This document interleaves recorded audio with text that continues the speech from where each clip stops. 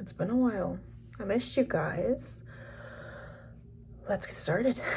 To Magnus Archives episode 24 called Strange Music. One of my favorite ones because it deals with so many really cool factors at the same time. If you don't like clowns, skip this episode. If you don't like dolls, maybe skip this episode. But Strange Music is essentially the title, and the title really leads into some of the shit that happens in the inside. So let's get into it. Here's a little bit as to why I took a break. You can skip this part if you want to. It's not a part of the episode. But I mostly need some time to myself to kind of deal with a lot of personal shit that I was dealing with. So that's why I wasn't making content and creating it for you guys. And I also just took a break on Magnus Archives, but I'm back better than ever. So I'm excited to do everything for you guys while I still have the time to. Statement is given by Lee Ann Denikin, and essentially what she says in her statement is she was never afraid of dolls, never really afraid of clowns, but she didn't really like clowns. So she goes into detail about this during her podcast, and so she basically kind of says like all of this shit, and she's like, oh yeah, everyone talks so highly of my grandfather. He used to play the piano. Everyone said that he was amazing. She lived with her grandfather to take care of him because, you know, shit with parents, everyone has to deal with their own parent shit.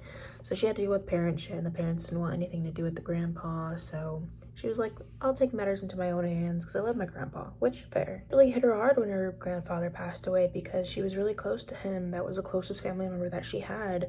And so she didn't really go outside for weeks when that happened. And of course the mom wanted a Methodist service, but of course the grandfather wasn't religious.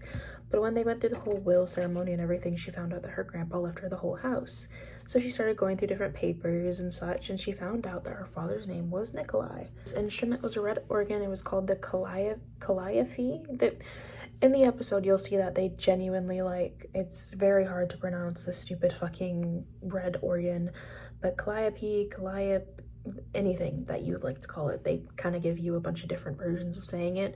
And she also sees that written on it, it says, "Be still, for there is strange music." Haha. Bada bang. That's where the title came from. But essentially she wanted to figure out what it was, and so she looked at the steam trunk and she found a bunch of different dolls in there with their jaws like completely ripped out. A little fucking creepy. I don't know why she thought it was interesting. I would have been like, all right, I'm out, whatever. Found that there were 23 dolls in there, and that the only one that still had his jaw intact was the clown one, which was insane. And it was the one that like had red lipstick and everything on. She really took note to the features of this clown doll, which I wouldn't. I would have just been like, all right, I'm done, let's go donate these. But essentially when we find this information out, that's when Sasha interrupts the episode, which I love me some Sasha. She interrupts the episode and she's like, I thought it was pronounced calliope. And this is when they have their whole back and forth on as to if it's pronounced calliope or not. Then she kind of goes in to talk about some of the police reports that she had found. And then she basically says like, oh, I thought you were looking into the police reports specifically for Harold Silano. And then he just completely ignores it, brushes it off, and he's like, Americans call it calliope.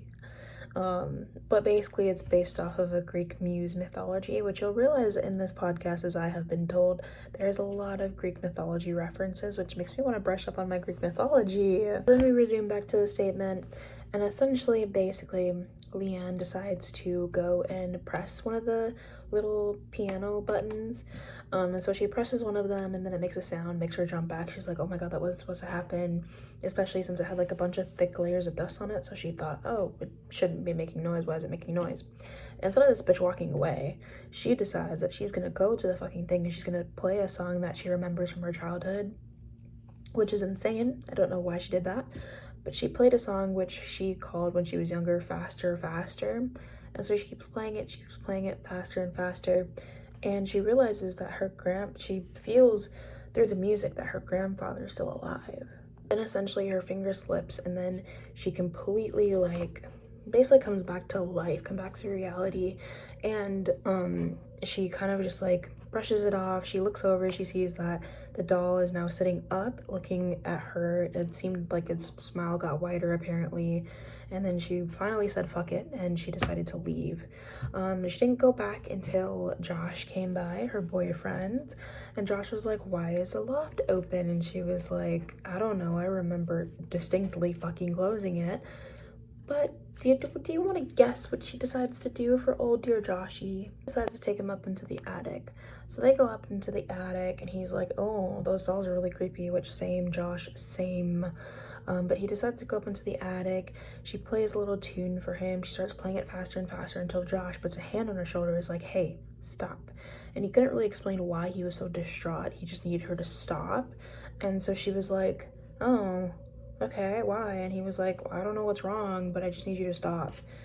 And then a few weeks after that, the relationship started getting really rocky from that point forward. And she wants to clarify it's always been rocky, but it's gotten worse. It seemed like Joshy was always on edge. His real name is Josh, by the way. He just keeps calling him Joshy. Josh was always on edge and he didn't like it. And he was just having a really rough time. And then she decides to go into the attic, like after they break up or whatever, and she goes into the attic and she finds the dolls. Well, the clown doll is sitting up choking a doll that looks exactly like Josh that wasn't there before, which, bitch, what the fuck? And so she just decides to buy a padlock and she puts the padlock on the loft door, and then she leaves it at that and files a police report. Apparently, she files a police report because of the fact that something happened to Josh. You wanna know what happened to our dear Joshy? Well, apparently, he had a very gruesome death. If you want to know the death, you should watch the episode. Before he passed, him and another person did take the calliope out of the loft piece by piece, so they completely dismembered it.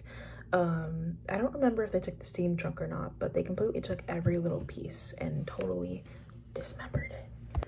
And I can't wait to see you guys next time.